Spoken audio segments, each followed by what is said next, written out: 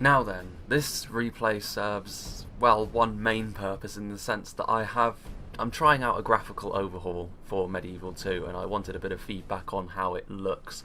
Now, it seems to be okay, and I have done a few performance tests with it, albeit on a fairly sort of low scale, and the frame rate ironically actually seems to be even more. Now, I hope that this battle in particular doesn't get too choke pointy, otherwise it could go south real fast, but it seems to be okay, and I just wanted to I wanted to get some feedback on how it looks, obviously, and if anyone has got like any graphical overhauls that they particularly recommend, maybe I can give those a try, because it does.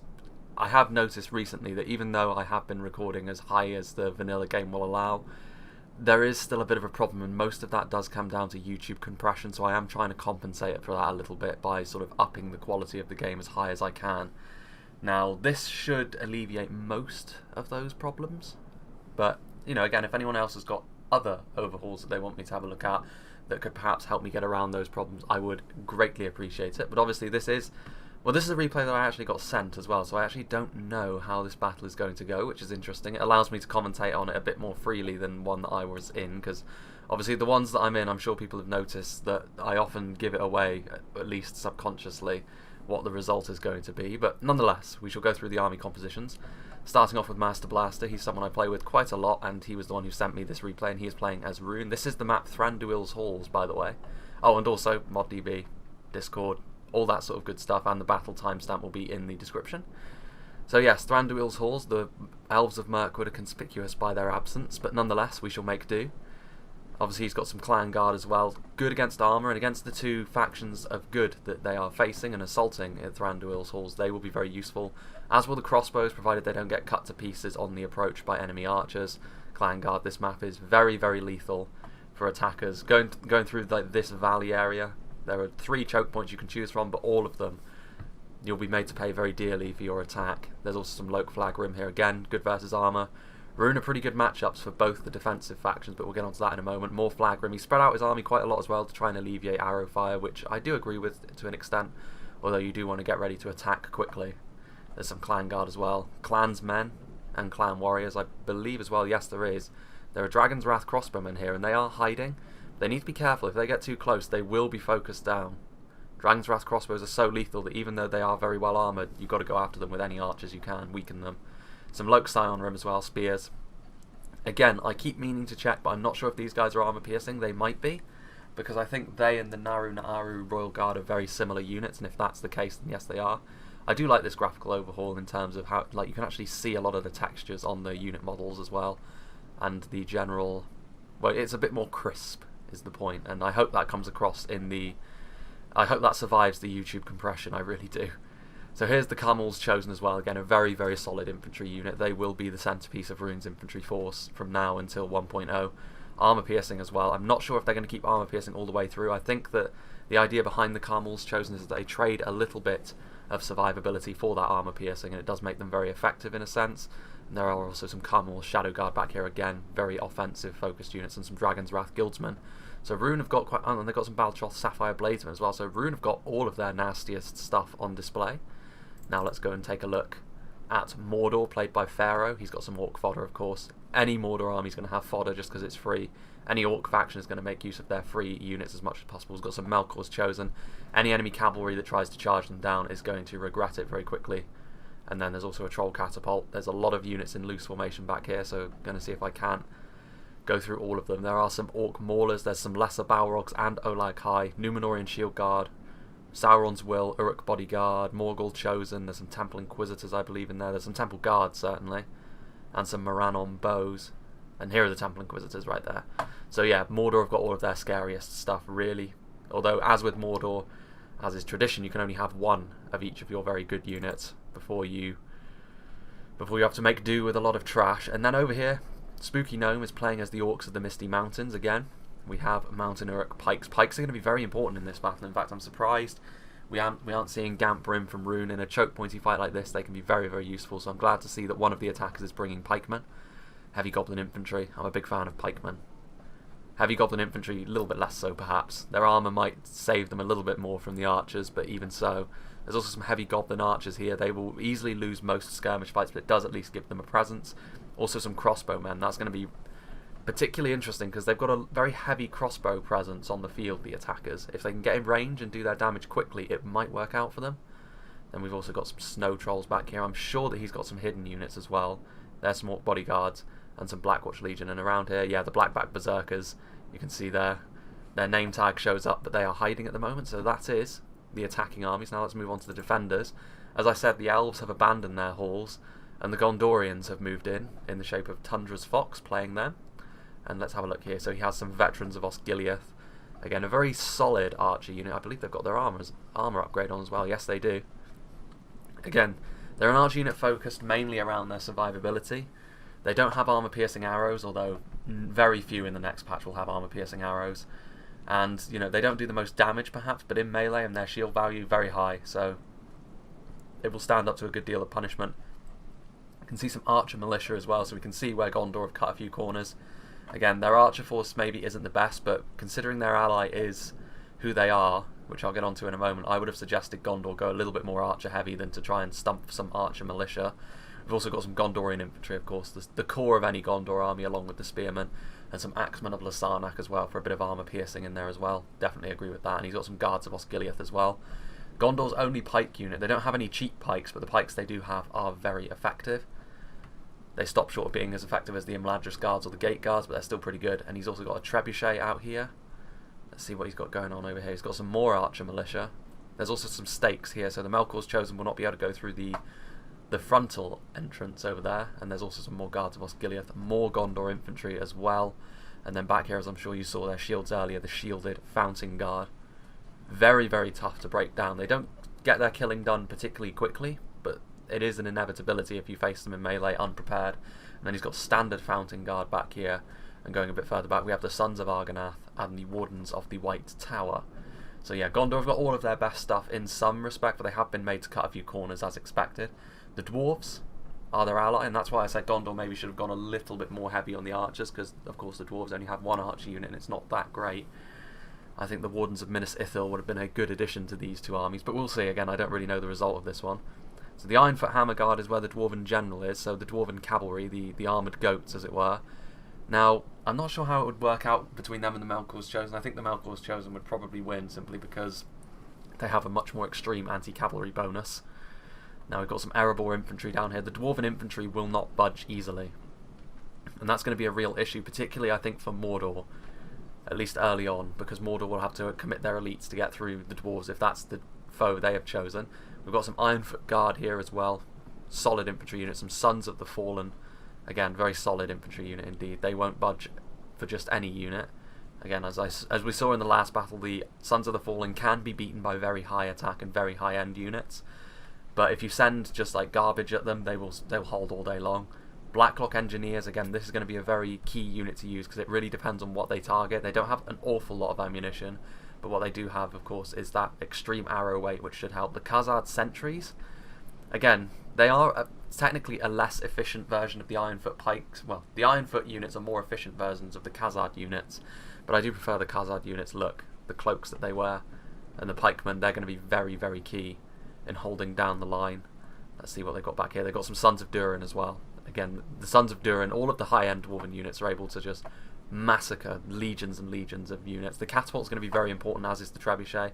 They're going to need to get a lot of kills in these choke points. And then we've also got some Ironfoot crossbowmen over here as the main skirmish force. I'm a little surprised actually. Well, they have got a decent position going on, but they're going to need to get their pikemen in a row over here so they can hold this choke point pretty quickly. Let us begin. So it's going to be interesting to see how they approach this, because I don't think that the attackers are going to be able to sit back and skirmish all that much. Mainly because they don't have a lot of archers. I mean, there are some Morannon bows from Mordor and there are some heavy goblin archers, but they're going to be no match for what Gondor has brought, which is why I think Gondor missed a bit of a trick in not bringing a few more archers, but we'll see. They have got all of their defensive infantry, shielded Fountain Guard, guards of Osgiliath, oh, excuse me, and of course the regular Fountain Guard. Again, they need to get this siege weaponry in a decent position to fire. I would say put it behind the line here and get ready. Oh dear. Well, that is most unfortunate. Again, this is a little bit of a problem with the siege equipment when it comes to negotiating terrain. Medieval 2 is not really the best at that sort of thing, although it does look like it is okay for the time being. Are they firing? They are firing. So they're going to try and go for Rune, although Rune has got most of their stuff in loose. The effect on the siege weaponry appears to have been upgraded a little bit as well from the graphical overhaul. This is another grey day. I would have preferred a sunny map, to be honest, to showcase the graphical tweaks that I've got going on, but nonetheless, I would definitely save the trebuchet. Most of Rune's stuff is in loose, so you're not going to be able to get a ton of kills off, and when they bunch up inevitably on the 3 choke points, then the time will come to strike. And again, you've got Mordor moving their fodder into position. I would say that Mordor and the Misty Mountains would probably be better off going first, because most of Rune's sort of lower tier units tend to be very, very fragile indeed. But Rune's armor piercing is going to be absolutely key here. As I've said before, you know, Gondor and the Dwarves are both heavily reliant on their armor. Rune have got a lot of armor piercing units at their disposal. So I do think that how this battle goes will be rather dependent on how Rune perform and how they use their key units. The Dragon's Wrath crossbowmen could be key, but we shall see. Again, it's going to be a little while, I think, before the attackers actually move in. The catapult is firing, but at what? Is it firing at the dwarven position? That would be... it would be a bit of a boon if they could get some early hits off on these pikes. Yes, this is where it is heading. Are they going to go for the catapult? Yeah, they are. A grazing hit on the crossbows. A direct hit on the catapult crew, but not the catapult themselves. They need to get their catapults either out of there or returning fire onto... The Misty Mountain position is very blobbed. I mean, they should start using their catapult right now. The dwarves are a little bit more exposed, and again, some archers on this ridgeline down into the river would be just the thing to force them in, because again, the attackers can skirmish like this as long as they want, because they're not really being put under any pressure. There aren't any long-range archers firing back at them. So it's a rather interesting sort of staring competition we're going to have going on here. Eventually the attackers are going to have to make their move, but I certainly don't blame them for trying to get their money out of their artillery early on here. Because again, attacking artillery can be focused down by archers and enemy artillery that's in entrenched positions all too easily. Some archer militia up here on the hill. They are going to be difficult to hit by the Morannon bows, but the Morannon bows will clean them up. Less so the veterans of Osgiliath. We can see here that the Gondorian has got some tactical geometry going on here. He's got pikes on either side and some Gondor infantry and shield wall sort of providing the... well, what would you call that? The straight defence.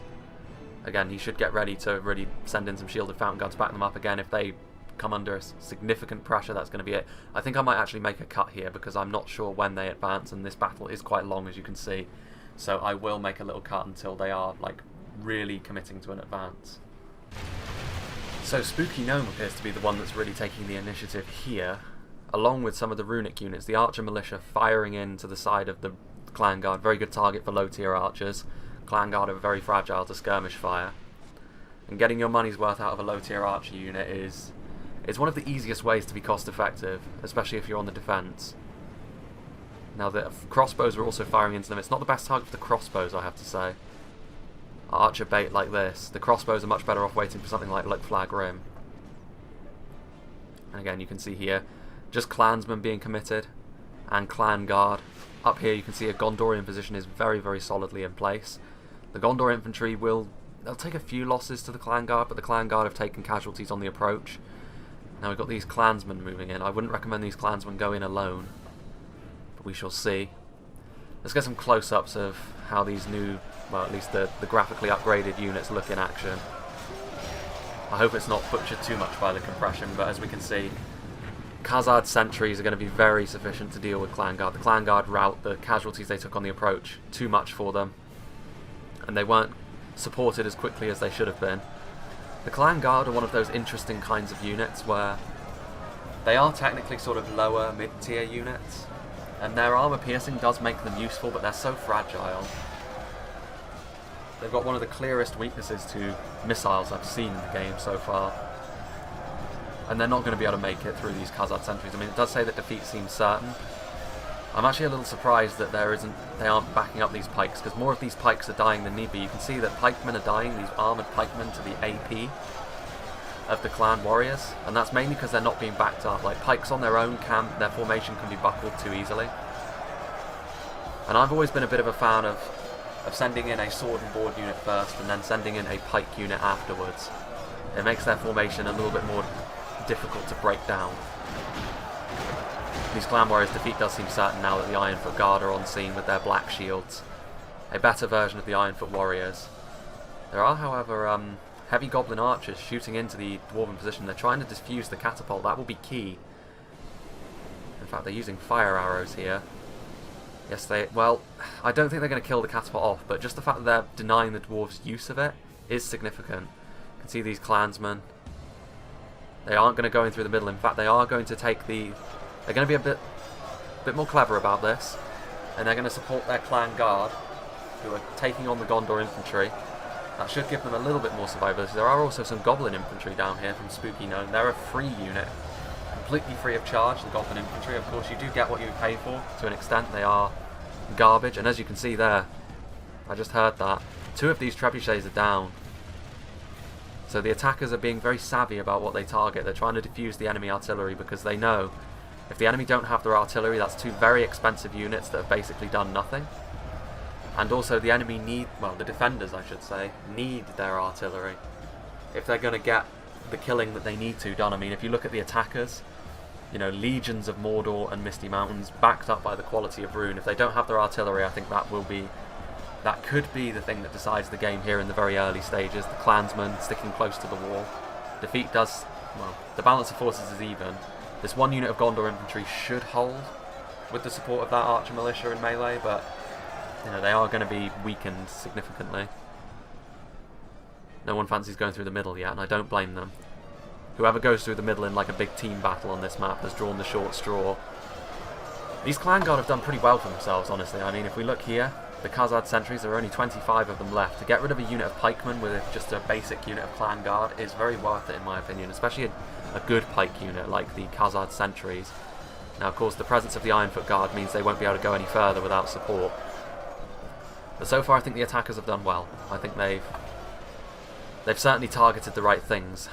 Yeah, they managed to get their catapult away, and the heavy goblin archers are now shooting in as well to the pikes.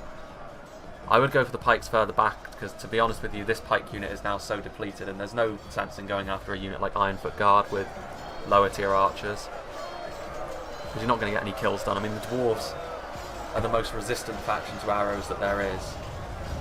I remember firing the whole of a Dale Dragonslayer's ammunition supply. Oof, that was a nice hit on heavy goblin infantry. But as I was saying, I shot an entire ammo supply of Dale Dragonslayers into the front of Mithril Guard that were in shield wall, and only 1 died. Their hit points were probably largely gone at that point, at least the front row of them were, but even so, if you look over here, we can see the goblin infantry is starting to lose a few men. The heavy goblin archers appear to have turned around and are starting to shoot into here. The archer militia's presence in melee is not really helping matters too much. And again, if they're going to commit to this defense, they need to send forward more, like right now. They are retreating their trebuchets, so they saved some of their artillery. The artillery is still in effect for the defenders, which is good, because otherwise I think they would be crushed underfoot by the sheer weight of numbers. These clan crossbows were sent forward a little prematurely, I think, because they are being hacked to pieces by archers. These clan crossbows, I think they're going to try and get in here and maybe try and go for these goblin infantry. Goblin infantry? Gondor infantry. The Gondor infantry is charging out, trying to meet these crossbowmen. Just the fact that they're charging out has gotten them out of position though, so these clan crossbowmen may have done their job already. Will they get a volley off? It looks like they will. Yes, they will. That was clutch. So they managed to do some damage to that Gondor infantry, and now they're they're routing actually. They might come back from routing, but I'm not sure. But yes, now clan guard is coming in. The Gondorians are retreating. Again though, that was a net loss for Gondor. More Gondor infantry, more precious defenders lost. You can see now that most of the clan guard over here are dead, and that means that the goblin infantry are largely on their own, which means this defence is going to hold, although the clansmen are sort of trying to worm their way around, surround the defenders and also give them a way in. An orc fodder is being sent up, so still the attackers haven't really committed any of their serious stuff yet. Let's have a look at the percentages, shall we? more attackers have been killed, obviously, but that's how it works in a defensive situation like this. Those Khazad sentries were ravaged, but this attack over here has been thrown off. A unit of pikes that has been largely cut down, though. The catapult is firing at the troll catapult.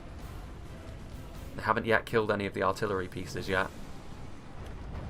Although, admittedly, when the trolls get loose at their catapult, they are still at least useful in melee.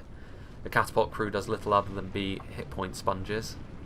And again, Pharaoh committing forward more of his orc fodder. More pikes are being committed as well, that's a good thing. And with the support of this Ironfoot Guard, they will easily hold against a pretty serious push, but obviously this is not a serious push. This is fodder, whose only purpose is to die. And again, fodder being sent up on its own is always something I've said before and I'll say again, is not something you should really do. If they're being shot by arrows, certainly, because that wastes enemy ammunition on a unit which is basically worthless. However, the only way they can be useful in melee is if you send them up with a unit that's actually decent, because then any casualties that is inflicted on orc fodder are casualties that is not inflicted on the unit that they are with.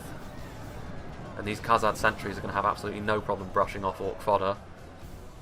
Let's see here, there's more orc fodder. Heavy goblin archers are still firing.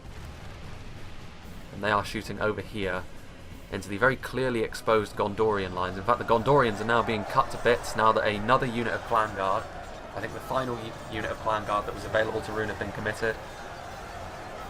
Getting rid of the final vestiges of that unit of Gondor infantry. They have got another unit of Gondor infantry up here. It is not in shield wall, so that is going to be a bit of a problem for them with the mass that they're going to have to face. Shield wall, of course, increases the mass of your units, making them a little bit less susceptible to a mass push.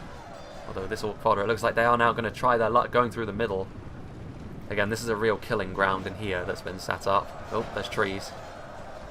So yeah, these guards of Osgiliath and the Gondor infantry together. Again, it's just orc fodder that they're facing, so it's really just free kills for the defenders. And that is a bit of friendly fire as well. So they're already shaken, and they're winded.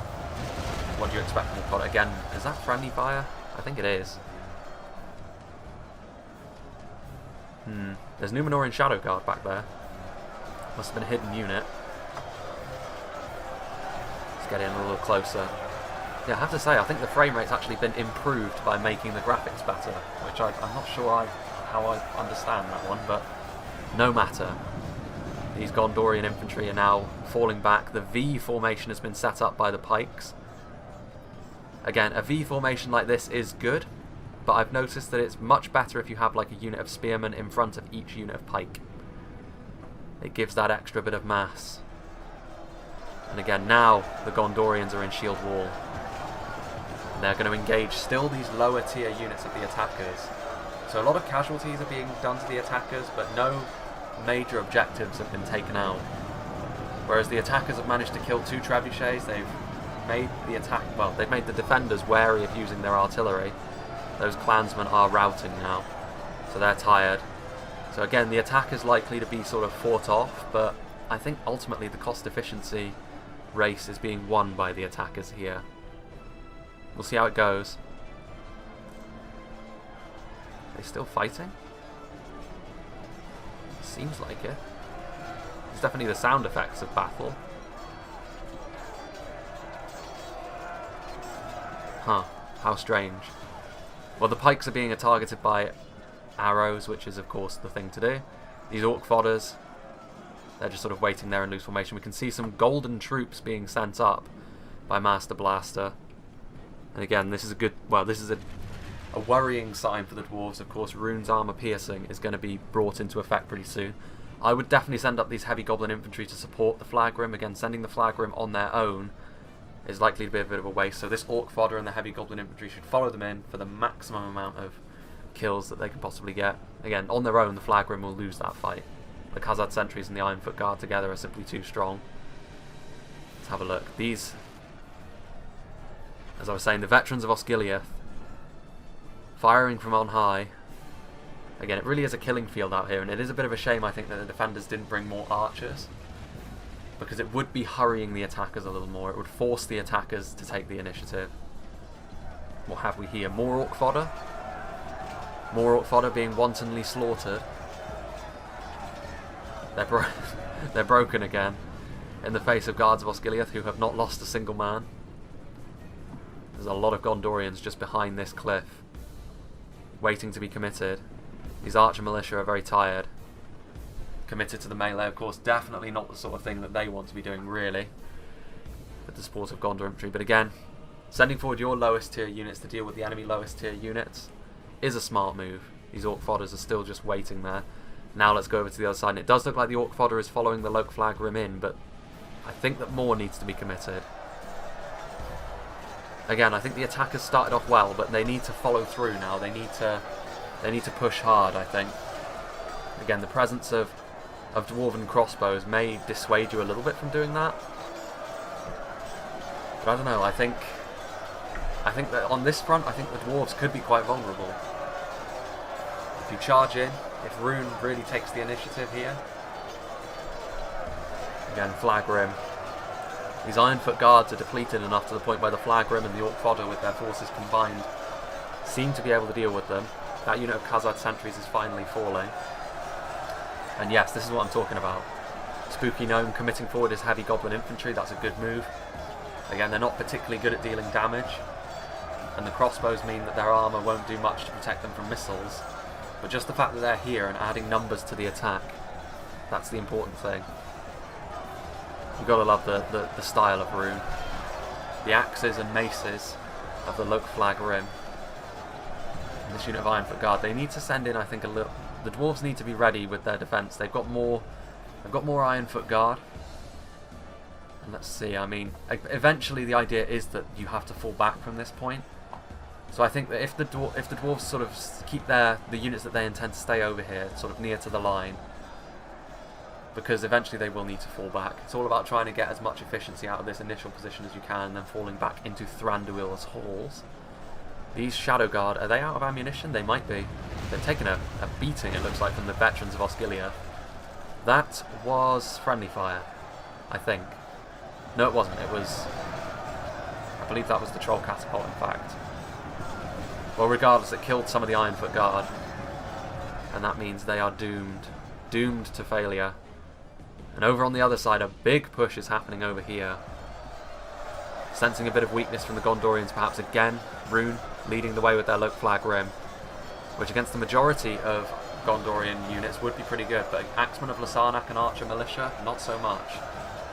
So the attritional damage they'll take going up here, again, good use of the Axemen of Lasarnak. They probably won't beat the Loke Flag Rim, but their axes and low armour mean they will do very well against the boys in gold.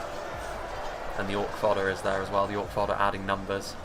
We've got some Orc maulers getting ready to follow through as well. Good against armour, but little else. What have we got over here? Oh, there was some Gamp Rim. Where did they go? Surely they didn't all die. There's a Flag Rim. Those were Gamp Rim, weren't they? Did they go over here? No, wait. How strange. Maybe they did all die. Maybe they broke. Again, Mordor is pouring forwards in loose formation. You can see here that these Ironfoot Guards have sort of pushed back, but it has left them isolated. Again, this is one thing that the dwarves can do, and it's something that you need to be aware of, is the dwarves' mass is so great that they will start to push back against the enemy. These Ironfoot Guard amazingly are sending units of Clan Guard routing. And heavy goblins probably won't be able to deal with them on their own, and this in turn has actually left the Loke Flag Rim a little bit isolated, and they're fighting pikes head on, so the defenders are starting to pull it back a little bit. The defenders are in the lead, of course, but the Flag Rim are actually turning around to face the Ironfoot Guard as well, and that's a good choice, because fighting pikes head on, definitely not what you want to be doing. There's some Orc maulers over here that are shaken and winded. They need to get into the fight pretty quickly there. Oh, hello. Units being committed to the centre again. Heavy Goblin Archers, which are presumably out of ammunition. Again, this is a bit of a waste of units, to be honest. I mean, even if they're terrible in melee, we get a close-up look at the derpy goblins. Are they being retreated? Well, they're just sort of waiting, which is good. I mean, committing them to melee is just going to get them killed, and they could be a valuable meat shield later on. Over here, there's a much more consistent push than on the other front against the dwarves, and yes, there are. There are Gamp Rim over here. That unit of Gamp Rim was savaged a little bit, though. But still, the mass that is being committed here, the Flag Rim, the Heavy Goblin Infantry, the Orc Fodder, The Orc Maulers, there's some clansmen in there as well. Again, Gondor are going to struggle here. There's actually some Citadel Bodyguard that I must have missed before. Citadel Bodyguard are a very strong spear unit, which their presence is needed now more than ever. Again, these veterans of Osgiliath, certainly one of the cool units that Gondor have available to them. The Gondorian style will always have that special something about it. The heavy plate. And yes, a very tough archer unit in melee. Again, the Flagrim is not really the sort of unit they like to go up against in melee, but they are still very, very strong. And their presence here should stabilise this line, in addition to that Citadel Bodyguard, although there is a bit of a weak point here in the middle that if they're not careful, the attackers will be able to rush forward, although the attackers do need to be ready on hand with more men to sort of reinforce. The Melkor's Chosen are running around. It would be a bold move indeed to try and smash through the Gondor infantry right here. Oh, and those are Snaga Skirmishers. I must have missed them as well. The Snaga Skirmishers going for the guards of Osgiliath. That's a very worthwhile target. Again, they may be low-tier javelins, but even low-tier javelins can do a lot of damage in quick succession. Oh, I think that was friendly fire. No, it wasn't. The Melkor's Chosen went through the spikes. Oh no, dreadful. That's a horrible mistake. That's a big unit which could have been used late on to swing the game. And they are getting... Oof. I thought it was friendly fire from the javelins, but then I realised the Melkor's Chosen don't die that quickly with 3 hit points. They're forcing their way through the Gondor infantry there, but through the spikes. You can mitigate spike damage, I believe, by walking through. At least that works among allies, so I see no reason why it shouldn't work in general.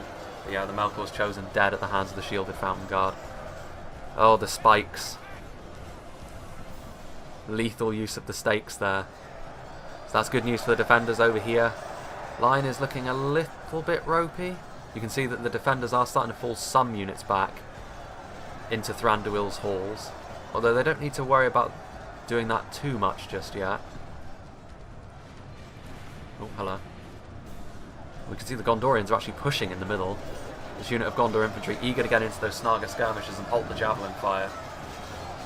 Certainly don't blame them for that. Javelins can be lethal against armoured pikemen.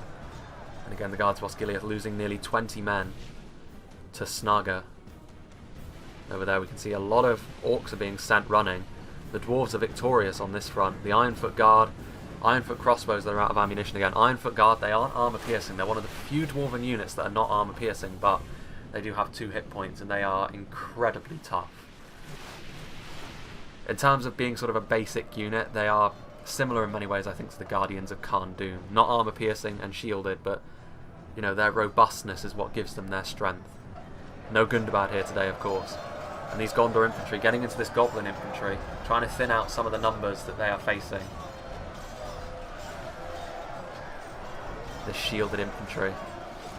Again, this Goblin infantry could overrun and overwhelm this Gondor infantry, but I think at this point the defenders, what they want to do is just sort of make it so the attackers have less numbers on hand. Which is worthwhile. I mean, this is one unit of Gondor infantry which has already paid for itself by sending the Snaga skirmishers into full retreat. Over here we can see Maulers are being committed to the front line, more reinforcements, which is good because this looks like where the attackers are having the most joy at the moment. Despite the fact there are Citadel Bodyguard over here, they are being targeted by archers. What's this? There are more breaking heavy Goblin infantry. Again, fighting uphill gives you a significant malus, and the Gondorians are starting to force them back now that we have the elites of the veterans of Osgiliath and the Citadel Bodyguard here. But again, I think if the attackers commit more, they can do it. I mean, the Orc Maulers are going to be pretty efficient against most of these units, provided they're backed up. Again, if we look back here, a lot of Gondor's men. Gondor? It's a weird way of saying it. As we can see, the attackers still have plenty of men left in reserve. I'm not quite sure where Pharaoh's sending his men, to the back of the map over there. If we look over here, this Gondor infantry scything its way through archers that still have ammunition. They won't be able to kill all of them. And again, the relative killing power is being lowered. Again, they are now routing. So yeah, the Gondorians, I think they chased them a little bit too far there. It was fine when they were just up against goblins. Less so now. We have these troll catapults, much more resilient to being skirmished down, of course. Not quite sure where they want to be going. What are they going for? They were firing meat just then. So again, this is a battlefield now. It was a tentative start, but now in full effect. It's all quiet over on the Dwarven front. Seems like the attackers want to single out Gondor, which I don't really blame them. I mean, the dwarves in an entrenched position is so lethal, but Gondor, as I said about Dol Amroth being the most elven of the human factions, Gondor are the most dwarven. They're definitely the most defensive, I should say, in nature. They've got a lot of mass, a lot of armour to them. Breaking them down is not easy, as the attackers are finding out. They had a good start against them, disabling 2 of their trebuchets, but at this point, again, the Citadel bodyguard backed up by veterans of Osgiliath. More orc fodders being sent in, flag rim and shield wall. They're trying to skirmish them down, but these are units which just aren't particularly easy to skirmish down. The dwarven catapult is now firing as well, so the dwarves feeling confident enough to bring their catapult into effect. There is a bit more of a blob over here now. There's more heavy goblin infantry. None of the really serious attacking units have been committed yet, but Rune have been committing their flag rim and their gamp rim, and they don't have much to show for it yet. Gondor have lost a few units of infantry in their archer militia, but that's about it. This heavy goblin infantry, it looks like they're going to be the first ones in. This flag rim needs to follow them up if they're going to have any effect whatsoever. Meat. Honestly, the meat has an effect on your troops as well, and the orcs are much more likely to rout. Admittedly, meat sending orcs routing is a little bit ridiculous in its own way, but there it is. So they're likely to rout their own men by doing that. Still skirmish fire coming in, but again, Gondor with all their shields. Very resilient to such things. The heavy goblin infantry is winded already. The flag rim is now being committed as well, which is good, it needs to be. Otherwise the heavy goblin infantry will get ripped apart very quickly in melee. The flag rim, on the other hand, will not, and the flag rim should cause more damage to this very elite spear unit of Gondor's. I do like the Citadel Guard and Bodyguard, the black capes.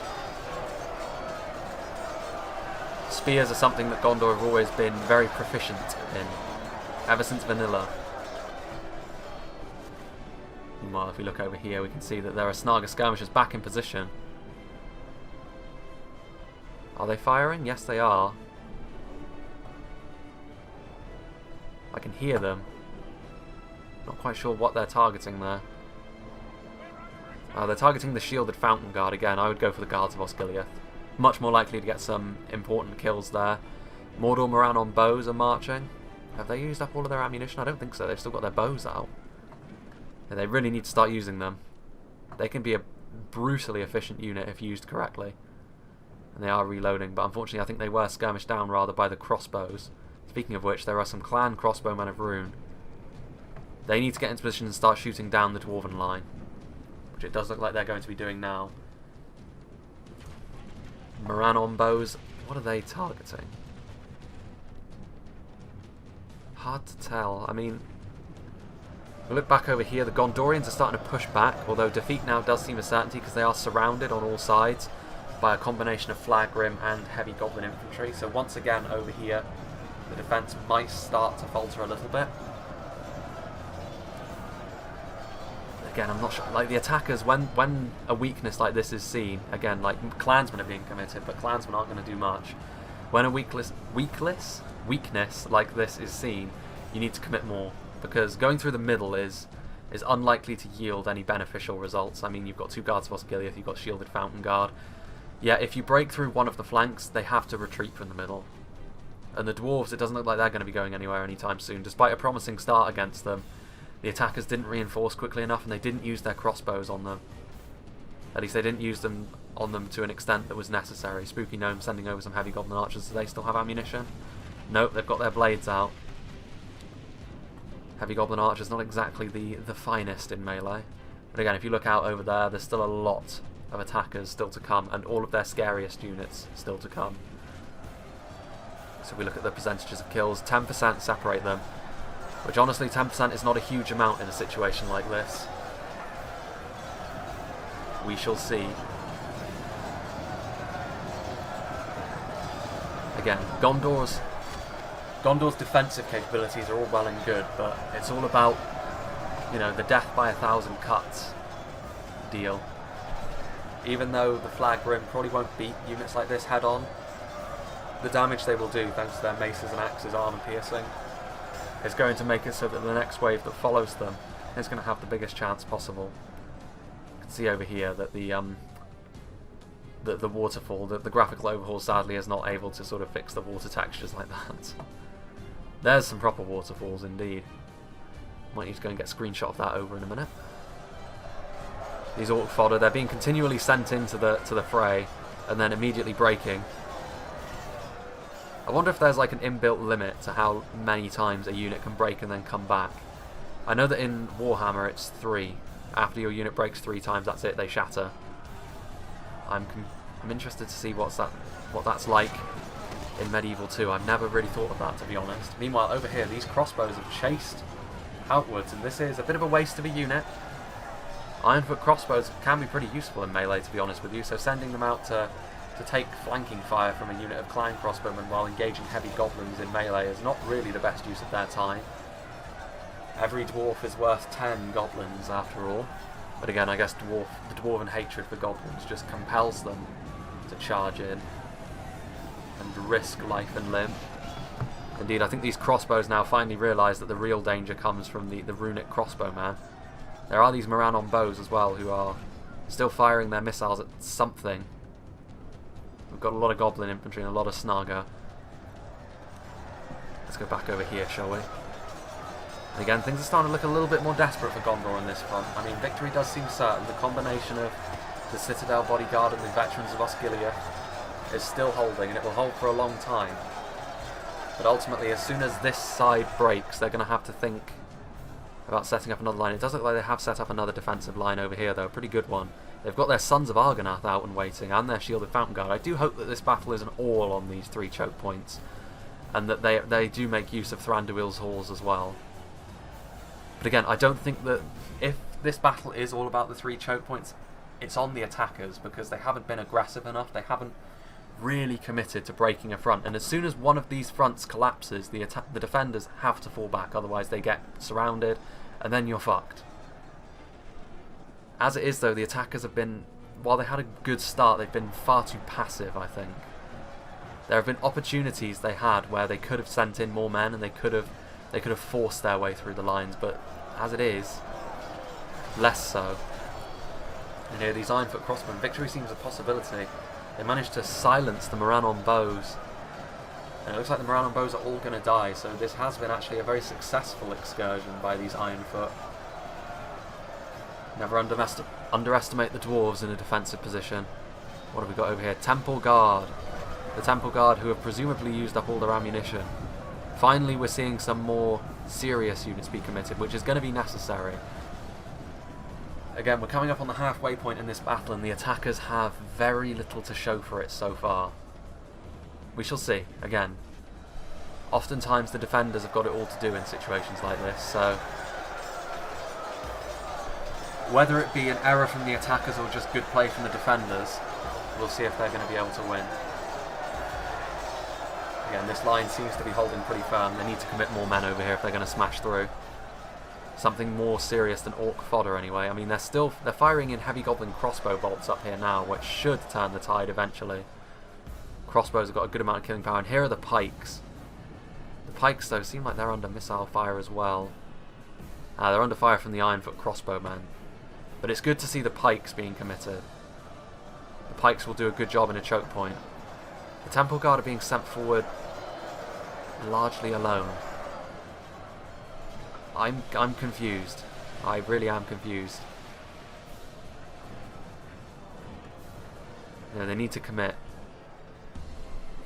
There's only so many times I can say, you know, don't send forward just individual units to try and break a defensive line, because it's not going to do anything. Even the most elite unit, even Temple Inquisitors, would not be sufficient to break down an organised dwarven defensive line on their own. They need the support of something like fodder just to make sure they aren't cut to pieces. Again, if we get really close into this fight, again the Gondorians, they just stand firm. Both of these factions are experts on the defence. And the attackers have not put them under enough pressure. Although it looks like the attackers are changing tactic, And they're going to go this way now. And again, these troll catapult men, they need to be supported now. Oh, too late. They all died almost immediately. Sauron's Will being committed again. This is a pretty serious unit. They don't have a lot of survivability though, so they will need to be supported. And it looks there we can see the mountain erect pikes from the Misty Mountains being sent in to back them up. This is a good sight. And this is a good sign of their intentions. The Temple Guard probably need to be committed as well. There's another unit of Sauron, or is that the same unit of Sauron? No, it is a different unit. Or is it? It's actually hard to tell. No, it's the same unit.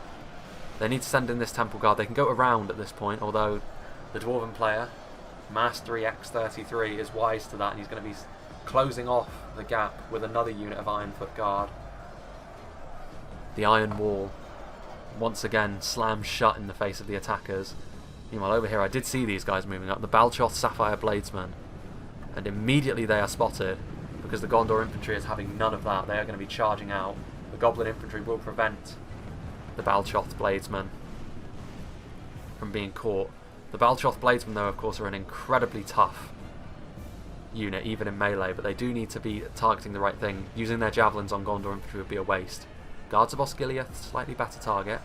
Over here we can see the red capes of the Scion Rim have been committed. Now this should finally be enough to destroy the remaining defence over on this side, but at what cost? I mean, if they sent forward more of these units initially, they could have broken through. Like, they had them up here, they had them up against the wall at one point, and then they didn't send another unit to reinforce quickly enough, and they were forced back by the elite troops of Gondor. The Scion Rim should be enough, especially with the support of the crossbows. Here we can see the Balrogs are being committed. Now, if that's not a statement of intent, I don't know what is. There's also Olag High. I think they're sort of just setting up their armies here now because they know that the defenders' skirmish powers, at least the majority of their ammunition, has been expended. We'll see what he does with the Olag High and the Balrogs. He could get in and around the dwarves, but the Sons of Durin would likely be on hand to deal with that pretty quickly. And again, the dwarves still forcing back Mordor and the Misty Mountains. These Khazad sentries, with the support of these Ironfoot Guard, have just been unmoving and unyielding in the face of, admittedly, pressure that was largely broken up. Ironfoot crossbowmen that are out of ammo being committed to melee. Again, that's heavy goblin infantry. What happened to the pikes? Did the pikes all die? I was only gone for a moment and they're all dead? I guess they must have been targeted by the crossbows. My word. These Temple Guard need to get out of loose and need to go around. They need to go here and slam into the side of these crossbowmen and Ironfoot Guard and pikes. They need to break this line again. It's such a shame because the attackers started off really rather well. These Olag High charging into these Gondor infantry, which again chased a little too far. Amazingly managed to get away unscathed. The Olag High whiffed his swing there. Olag High very well armoured. Again, they don't really want to go in there into the death net of pikes. And again, the defenders sending forward yet more units to hold this front. It's only Axemen of Lasarnak, so it isn't the highest tier unit. But again, it's just more men. And the Scion Rim are very reliant on their armour as well, so the damage that the Axemen of Lasarnak do could be critical over here to Rhune's chances later on. Again, I'm impressed with how the defence has basically, had a bit of a wobble at the beginning, and ever since then it's been rock solid. But the attackers, in how they've deployed their units, have certainly not helped themselves. Ironfoot Guard and Khazad sentries. It is now looking like, with the addition of the Temple Guard, they and the Sauron's will be sufficient. Although the pikes are managing to hold the line more. Again, they need to get in and around more. They can't just sort of send more and more men into the front of pikes. That's playing into the dwarves' hands, and the dwarves are able to set up a secondary line here with another unit of Ironfoot Guard and Shield Wall. But more significantly, these guys, the Sons of Durin, one of the deadliest shock troops in the game. These Ironfoot crossbows, they still have ammunition, and I think they've been going for the Lesser Balrogs. In fact, the Lesser Balrogs and the Olag High, I believe, are in here now. Yes, they are, and they are not being backed up. They have been committed on their own. Oh, my heart bleeds. It really does, because now there's Fountain Guard coming in, and lesser Balrogs are very tough, and they will get kills, but only really on basic Gondor infantry. And again, this is a waste of such a strong and expensive unit. I honestly think at this point the defenders would be better off sending forward all of their units that they've got back here and just defending the 3 choke points, to be honest. I don't think that the attackers have got enough now. We've got Númenorian Shield Guard being sent forward from Pharaoh, but too late to save his Balrogs. The Gondorian's able to overrun and overwhelm them, and it does look like over here there are more Olag High. The Olag High getting into these armor-piercing infantry again. They will do well against the Axemen of Lasarnak, but they in turn will take a good deal of armor-piercing damage from those axes, and these shielded Fountain Guard have been moved forward from their secondary position, ready to reinforce here. The Scion Rim will not be able to force their way through shielded Fountain Guard. What else do they have in reserve, though? Some Orc Maulers. Carmel's Shadow Guard might be sufficient to help get them through. But again, bit of a... This mid-section of the battle for the attackers has been a bit of a comedy of errors, if I'm going to be brutally honest. Again, over here they have managed to sort of clean up another Dwarven line, but so what? There's another one right behind it. Unless you commit. Those Sapphire Bladesmen, they must have used up their ammo somewhere. On what, though? I don't think it was on the Sons of Durin. They're still too intact. Again, I do like the Sapphire Bladesmen. Looking at them like this, you wouldn't believe that they have... I think it's 2 hit points they have, or it might even be 3. Obviously, they don't have much in the way of armour. They've also got very interesting sort of scimitars that curve inwards. The Snaga Skirmishers doing their best. They're out of ammo now as well. And I do believe that Rune wants to commit to this front over here, because the Carmel's Shadow Guard are in here now. The Shielded Fountain Guard trying to form up. The Carmel's Shadow Guard will help Rune push through here. But I think it's a bit... It might be too little too late. Are those Dragon's Wrath Guildsmen? No, those are just the Scion Rim. The same capes and armour, you see. Again, the Balrogs are still alive. In fact, it looks like the defenders are actually pulling back. So they will pull back to Thranduil's halls. Interesting. The Balrogs are still alive, but I mean, for how long? The Balrogs can be used to such devastating effect, and there I feel like their hit points will be bled away, and they just won't be quite as effective as they could have been. But yes, the defenders are pulling back. So actually, if those Balrogs cause the panic, which leads to the defenders abandoning their front line, maybe it would have been, maybe it was worth it after all. But again, I'm not so sure. Here we can see the Blackwatch Legion. The Blackwatch Legion are going to try and give the dwarves a taste of their own medicine here, although they are under significant crossbow fire. They're good against archers, but not crossbows. The Blackwatch Legion are one of those units which can just bulldoze people out the way, like most dwarven units as a whole. So an immovable object meets another immovable object, if I get my words out correctly. Stumbling over myself. Again, the Blackwatch Legion don't have a lot of attack, but what little attack they do have, I believe, is armour piercing. So we shall see. Again, this defence is looking a little bit thin on the ground. Where are the Sons of Durin? The Sons of Durin are in melee, so they weren't retreated. Up against Temple Guard and Sauron's Will. What little is left of the Sauron's Will, anyway. There are Snaga Skirmishers in melee. Snow Trolls. This is a good move. Very good move. If the Snow Trolls can bust through the Dwarven line... Snow Trolls stopped. Never mind. I spoke too soon. Not a good move.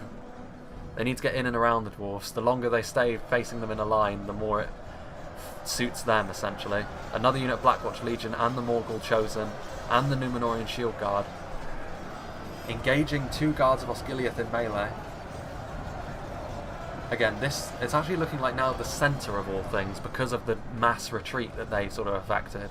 It's looking like the most likely breach for the attackers, although it looks like the defenders are actually going to sort of set out in front of Thranduil's halls and let the trebuchet try and do its work from the entranceway, which is an interesting way of doing it. But look over here, the Shielded Fountain Guard defeat does seem certain. The Balchoth Sapphire Bladesmen have been committed over here. In addition to the Carmel's Chosen and the Scion Rim, this will be enough to break them. Let's have a look at the statistics. It has been narrowed a little bit, 7%.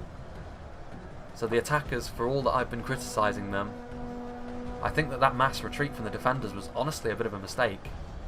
If they had committed here into the centre and got their trebuchet firing in on the centre, I think they could have held. I mean, the dwarves were comfortable, very comfortable. Now the snow trolls have been committed, but instead of pulling through, it looks like they're content to remain in melee. Although the damage they do should be terminal for this line. So yeah, it looks like the defences, the outer defences, are all being breached, which is good because while the smart thing, or one of the thing that I would have done anyway, was to sort of bank up when I saw the attackers sort of sending their units in piecemeal and not moving from the first line. It doesn't really make a dynamic battle when it's just 3 choke points and that's it. The snow trolls are the fastest of the trolls, or at least they will be. That's the idea behind them in the next patch. And over here we can see more Carmel's Shadow Guard. The Shielded Fountain Guard won't hold on for much longer. In fact, if we look over here, the Mordor forces are pouring through. The Guards of Osgiliath content to run. Interesting. So it does look like the defenders are going to fall back within Thranduil's walls. In fact, if I just might just get a screenshot. If I can get it in time for them crossing the bridge. Well, we'll see how that turns out. I gotta make the thumbnails smaller anyway. But these Shielded Fountain Guard, they're charging into... No, they're not. I thought they were going to charge into the Morgul Chosen that were pursuing the Guards of Osgiliath, but hesitation on both fronts there. And again, these Shielded Fountain Guard that are holding the line over here find themselves abandoned.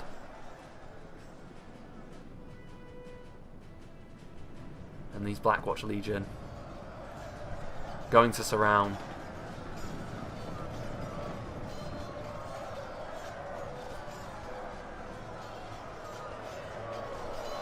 Well, this is going to be an interesting fight from now on. I think that the defenders, I think they blinked a little too soon. I think they could have held these outer reaches a little bit longer than they did, and I think if they banked up on those Balrogs, they would have been able to cut them down, but as it is, there's still one remaining. These Snow Trolls are still doing their work in melee. Largely just Ironfoot crossbowmen now. Again, the Mordor forces that have chased them all the way back to Thranduil's halls, they can't afford to go charging in because... Is the trebuchet out of ammo? No, it's not. Again, these units of Morgul Chosen and Shield Guard. Oof. Is that a hit? There was some blood there. Indeed, that was a pretty decent hit indeed. On Mountain Uruk Pikes and Uruk Bodyguard. Not a bad target to go after, although they are in loose. So the amount of damage you can do is going to be minimal. And over here, the Shielded Fountain Guard finally fall. Broken. At long last, and that just leaves the dwarves stubbornly holding on to their defensive position over here. You can see that there's Ironfoot crossbows. Where are the Sons of Durin? They're still in there. There's only 9 of them left though. Overwhelmed by a lot of units. The Balrog is dead though. These Ironfoot crossbows don't stand a chance. There's more Blackwatch Legion on hand, and that's going to be just about it for the dwarves over here. Defeat seems certain. Only a military genius could win this battle. Well, indeed. The dwarves fall, and now the approach begins.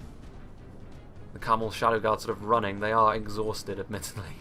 A lot of the attacking army is bound to be exhausted at this point. This Shielded Fountain Guard performing a rear guard action. I think what they want to do is use up all their trebuchet ammo now on the approaching armies, and this Shielded Fountain Guard is the thing that stands in between the forces of evil and Thranduil's halls. Of course, again, the Elves of Mirkwood are not present. Akin to the Dwemer, they have vanished from thin air. Yes, those Baltroth Sapphire Bladesmen are also moving up, and one very key unit that has not been seen yet is the Dragon's Wrath crossbowmen. We shall see if they play a part. There's still 20,000 frames to go in this battle. And as we can see, 3/4 of basically both armies have been destroyed, but at this point, the attackers are in the lead. Bad news for the defenders. The defenders need this last defense to be perfect. Again, it's like I've said, the attackers I think have made more individual mistakes in this battle so far. But the one big mistake I think was that mass retreat. Made of clay. We are winning the battle. Horns made of clay.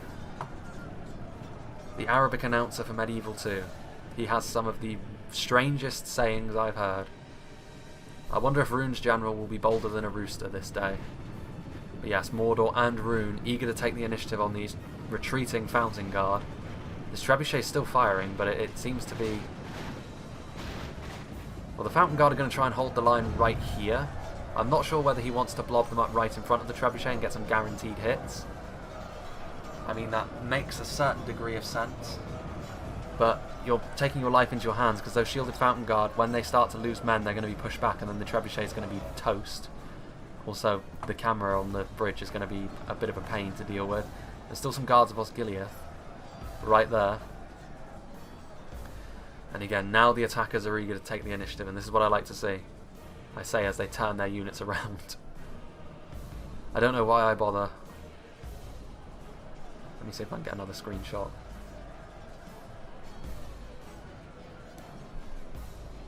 Well, hang on. There we go.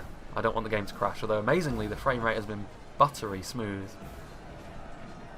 Some Mountain Uruk Pikes. Mountain Uruk Pikes might be just the thing. Although maybe the trebuchet was out of ammo, because now he's using the crew to cover the retreat of a more important unit. Now let's go into Thranduil's halls. And here we are. It's not exactly the sort of locale you imagine the dwarves and men residing in, but nonetheless. We can see here, there's the throne. But it is a rather interesting interior. I mean, it is obviously a series of choke points around sort of areas that you cannot traverse, but even so, I think if we look back here, the Blacklock Engineers and the Veterans of Osgiliath still have some ammunition. And there is also this Hammer Guard. We'll see how the Hammer Guard is used. It's going to be interesting to see how that plays out. I don't want to get stuck under the map, so maybe it's best if I don't do that again. But yeah, the attackers have got a decent amount of men left, and they have a good amount of elite forces left. You've got, again, Snow Trolls over here, Blackwatch Legion, you've got Scion Rim, Dragon's Wrath Guildsman, Cammel's Chosen. The Cammel's Chosen in particular with that armor piercing. And as we can see, the gate might look like it's like solid, but it isn't. It is in fact see-through. And the Orcs of the Misty Mountains catapult is going to try and take advantage of that, but we shall, for the time being, enter in to Thranduil's halls, and the rest of the battle should take place in here. Again, there's little cubby holes here and there. I have only played once before on this map, and we didn't actually manage to get all the way through.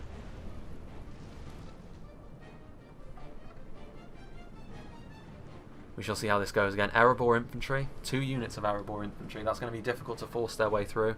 Another unit of Pikes. An admittedly depleted unit of Osgiliath Pikes backing up the Erebor Infantry. There's Fountain Guard, more Fountain Guard. So all of the units that the defenders have left. Oh no, the gate does actually... it is actually a fixture. I always thought you just walked through it. But yes, all of the defending infantry is elite. And indeed their cavalry. But we shall see how this goes. I think, honestly, the attackers, with how much numbers they have, should win, provided they don't commit piecemeal like they did in the mid-section of the battle. We shall see. Let's fast forward by 2. Again, lulls in the battle are rather common. Times 6. 72 to 76. The defenders have got it all to do. A 4% deficit here is not exactly what they wanted. Especially considering when you look at how long is left in the battle, I honestly think that it's probably going to be the end of the road for them. But it does look like the attackers are finally starting to move in.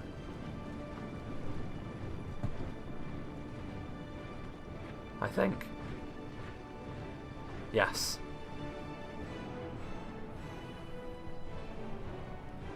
Right, we need to sort of just fast forward until more has been committed. The attackers have been very sluggish, I will say. And again, you need to commit in this sort of situation. And here we go. Heavy Goblin Crossbowmen, Morannon Bows, and Numenor and Shield Guard. Good. They're sending forward a unit that's got some genuine muscle to it. I feared they were just going to send forward their weak units to be butchered. throwing away your numbers advantage in this situation is exactly what you don't want to do. Again, I don't want to get too close to that blob if I can help it, although, to be honest, the frame rate is pretty smooth. Amazing. It's unheard of. Yeah, the veterans of Osgiliath firing into the blob. The attackers are committing forward in numbers, which is good. The Fountain Guard are ready to reinforce the Erebor infantry if necessary again. The Sons of the Fallen are here as well, and some very depleted shielded Fountain Guard. Being committed to help out these pikes. The pikes, again, this is one of the weaknesses of pikes. They can be buckled if they're not reinforced with another unit. I always put a shielded unit with a unit of pikes so that they can't be buckled, at least in a defence. In a pitch battle, you don't always have that luxury, of course. The Uruk bodyguard are being committed again. They've been a little, you know, they've been made to bleed for it, but they are still present and they are quite a hardy unit. So again, coming up on 10,000 frames remaining. Here come the trolls. The defenders need to think about sending forward more men to defend this choke point, because as it is, this is going to be their best chance. If they start spilling out into Thranduil's halls proper, then they're doomed, to be quite frank. It does look like these Erebor infantry dealing with some of these units that have come around from the side. This Fountain Guard needs to get in there now, because this Erebor infantry is being overrun. Numenorian Shield Guard is being committed, but again, Sons of the Fallen are on hand to shut the door in their face. That Fountain Guard in the background needs to be committed. A foe fights with horns made of clay. We are winning the battle. Horns made of clay. This Fountain Guard is coming forward, which is exactly what is needed. Again, the veterans of Osgiliath are doing their best, but they're only one archer unit. They will be getting kills, but how many? The catapult is sort of coming in here. How much damage they will be able to do from that position is questionable. The Snow Trolls have done very well, actually. Snow Trolls have been the shock troop that the Misty Mountains needed. This Fountain Guard needs to get in there right now. Now, please. Don't do this to me, Fountain Guard. You know. You have the power. Look. Enemies for you to kill. I mean...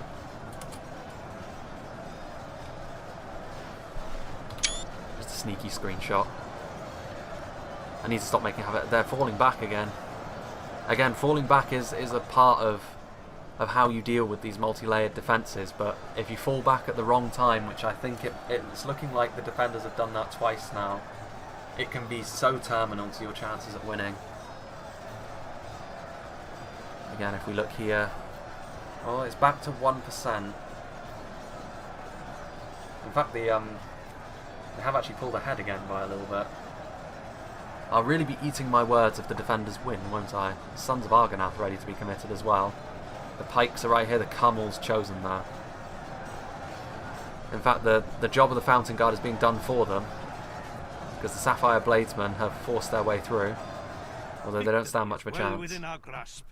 In time, our foe will surely see this and lose heart.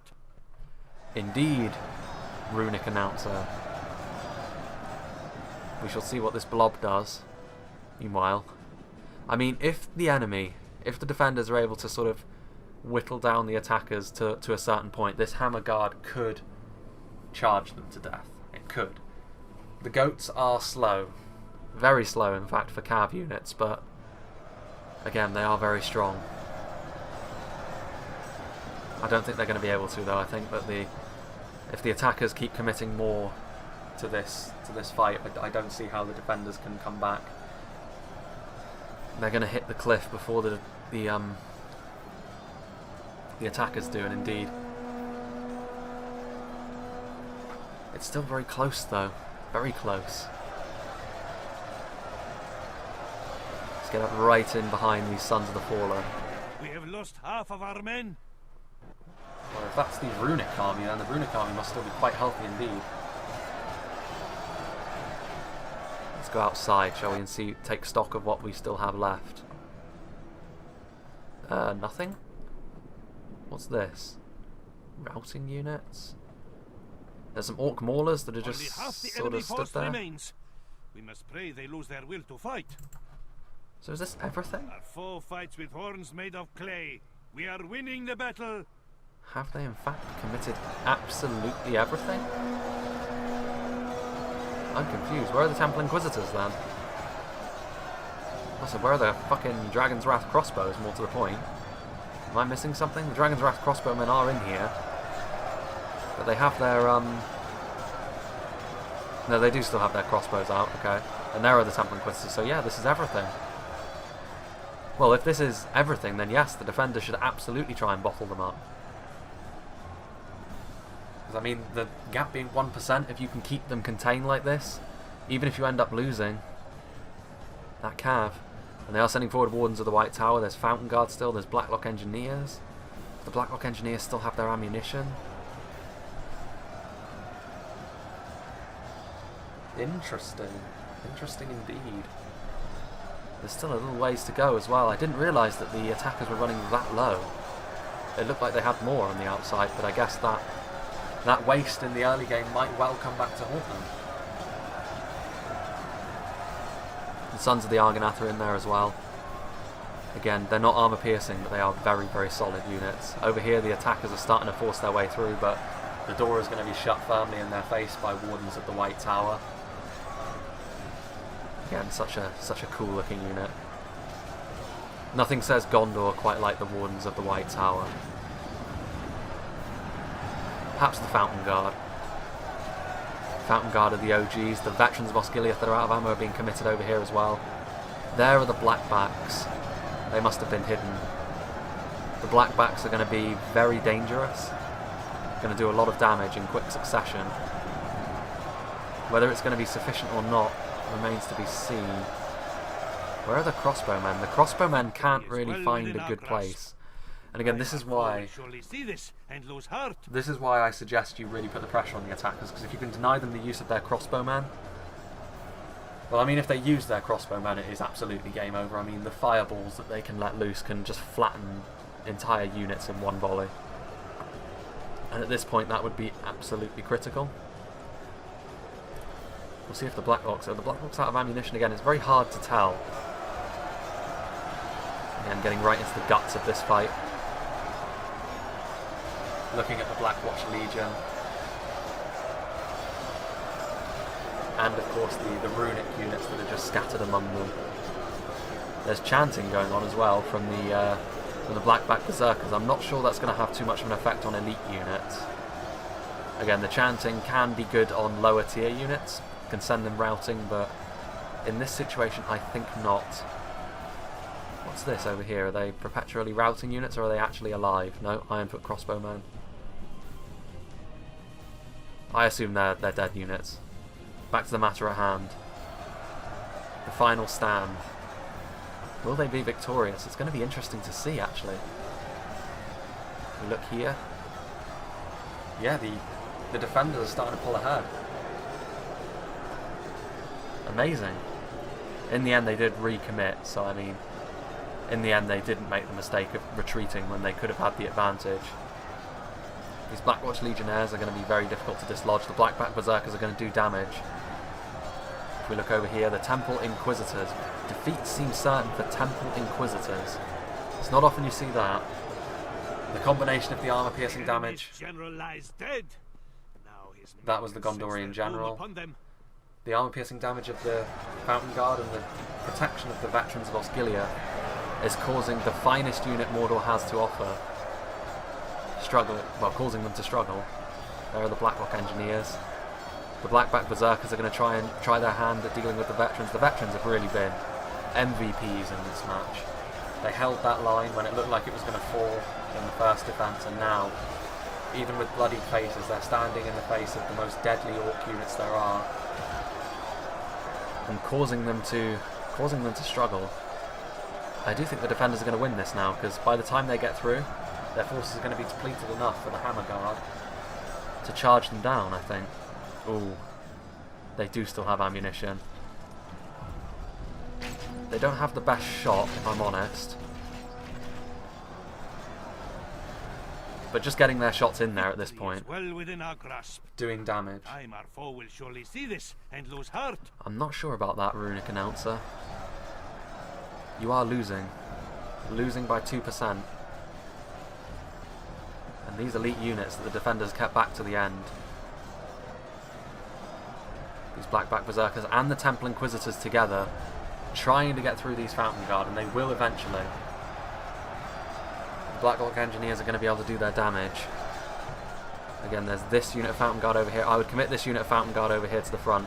You need to hold this front now. They have lost half their men. Still a 2% gap. I think it's going to come down to the Hammer Guard, you know. It's going to come down to Dwarven Cavalry, of all things. Blacklock Engineers. Such a deadly unit. If a crossbow and a ballista were to have an illegitimate child, it would be the Blacklock Engineers. And over here, Temple Inquisitors, they've taken a few losses. The Blackback Berserkers have taken very little in the way of losses. They don't have a lot of armour, which is where the majority of the Fountain Guard's danger comes from, their armour-piercing halberds. Well, they're spears technically, but they function as halberdiers. Defeat seems certain over here though. How they use this one remaining unit of Fountain Guard is going to be crucial, I think. The Wardens of the White Tower and the Sons of the Fallen. Sons of the Fallen are facing the wrong way, which is not ideal. Where are the crossbowmen?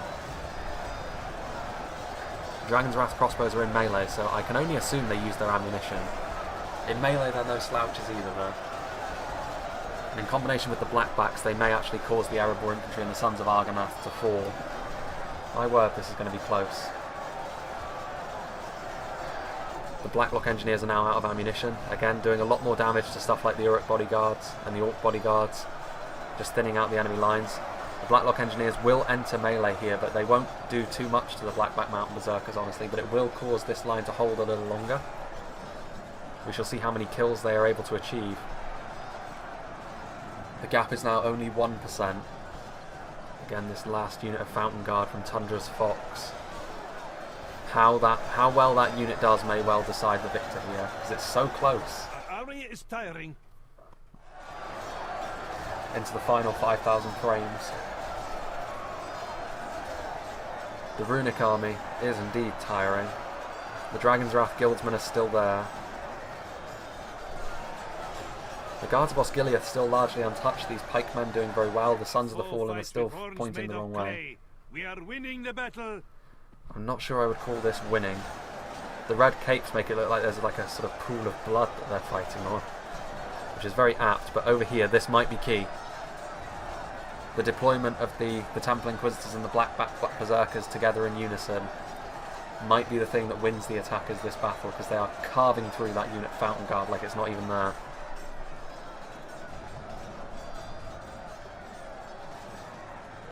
Ooh, it's going to be close. It's dead even now as well, the ebb and flow.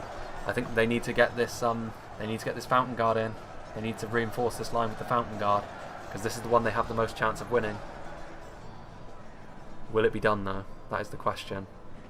Well, the Hammer Guard is being deployed. If I just go professional camera work there, the Hammer Guard, I think they're getting ready to charge in once the Fountain Guard have been destroyed and get a decent charge off on the Temple Inquisitors and the Blackback Berserkers. They need to do a lot of damage quickly.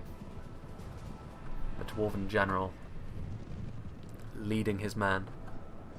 And yes, you can see the Fountain Guard being deployed in the background to this front line. This could cause this front line here to be won by the defenders, but I think that the volume of Blackback Berserkers and Temple Inquisitors they still have alive is going to be too much. And yes, they are. They're getting ready for the charge. Have to keep an eye on that. These Fountain Guardsmen getting into the melee. These Uruk Bodyguard are all but destroyed. The Sons of the Fallen are still there in pretty decent numbers. You can hear the rallying horns being used by both sides, trying to keep their men in the fight for as long as possible, but I think it might be slipping away from the defenders once again. I think maybe they should have committed more men earlier, started to do more damage, and maybe the Blacklock Engineers could have been used to more effect as well.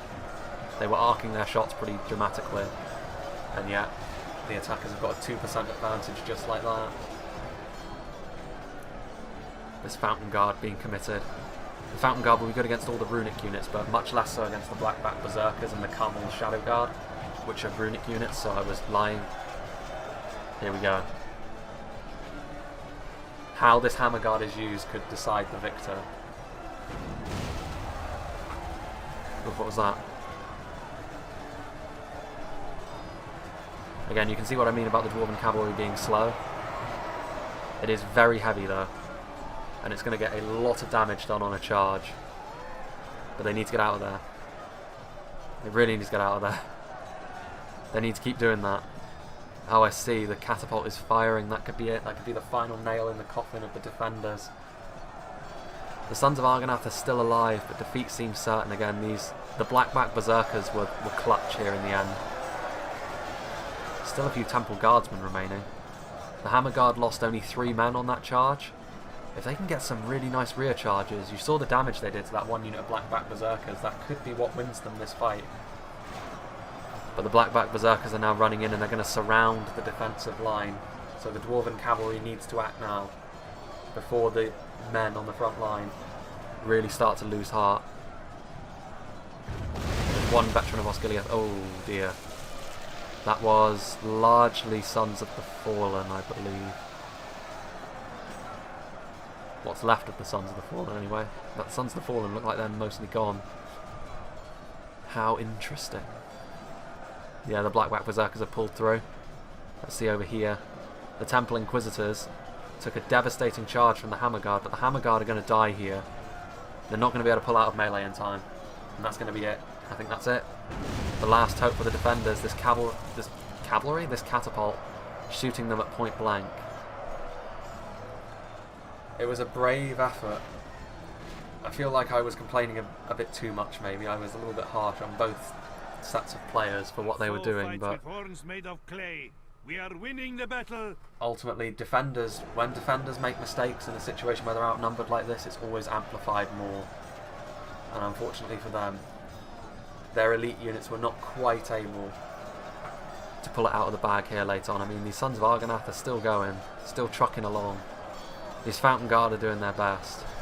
But ultimately, those Dragon's Wrath crossbowmen, do they still have ammunition? They do, they have their ammo. That would be cruel. They're going to finish them off with the crossbows.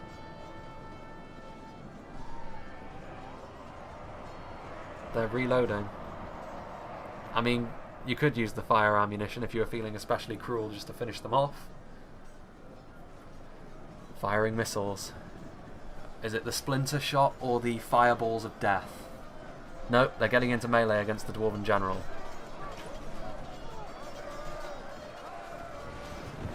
There's also one Shadow Guard over here. We'll see the last stand of the Dwarven General. He only really got 2 decent charges. There he goes. It wasn't a very long last stand. He only really got 2 decent charges off before death embraced him. And it looks like he's just going to commit his crossbows to melee to finish them off. That's good. Give them warriors' ends. Don't shoot them like dogs. Yeah, those Sons of Argonath in the background. Defeat seems a certainty. The end is nigh, and it's going to be, well, within 5 to 6% is a pretty close game indeed. And again, it could very easily have gone the other way. This was a good one though. I'm glad I got sent this. Again, I think that the lesson to take away from this one is knowing when to retreat. I think that they retreated at an inopportune time. They had the opportunity to do more damage out on the outer layer before falling back. I think that they panicked in the face of the Balrogs a little bit when the Balrogs were committed in a way that wasn't really suiting them. But even so, this was a fun one. See the Sons of Argonath. Like a herd of goats. Like a herd of goats. The Sons of Argonath are the last ones in battle. The dwarves, they are gone. And so Thranduil's Halls. Well, there goes the Gondorian. He gives in, understandably. Thranduil's Halls in the hands of the Orcs. And as we can see. So looking at the kills, the Misty Mountains I think did, those Blackback Berserkers right at the end from Spooky Gnome were absolutely key. I feel as though, again, it's just a matter of when you retreat and when you commit. And I think that the attackers could have committed earlier on the outer defences, and then the defenders would have had an even tougher time. But I do think that the defenders, maybe they abandoned their frontal position a little too quickly. If we look how the Runic army did in general, because of course he's the one that sent me the replay, the Shadow Guard getting the most kills. A lot of these elite units were sort of in blobs, particularly the Scion Rim. so they didn't really get many kills. The Flag Rim, 114 at the start, they were the ones that probably affected that decent advance that they didn't really take advantage of. But even so, a very, very close match, a very interesting match to behold. And I hope you enjoyed this, and I hope you'll join me for whatever's next.